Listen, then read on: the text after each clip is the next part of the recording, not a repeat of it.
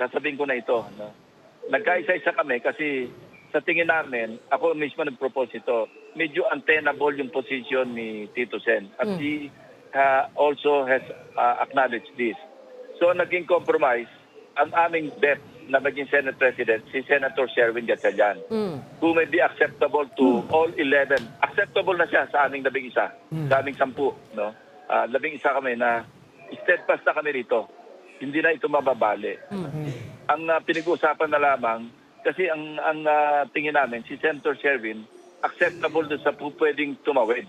Kasi nga, ang naging problema ni Tito Sen, ang comment sa kanya nung ilan, at least yung tumawid sa kabila ngayon, narinig namin na hindi siya marunong mag-alaga ng kasamahan. Yun nga yung medyo inangalan ko, kasi hindi ito galing dito sa new minority, doon sa tumawid. Sabi ko, hindi marunong mag-alaga. Define alaga.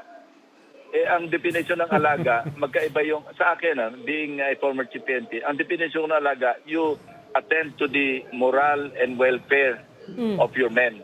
Yan ang natutunan ko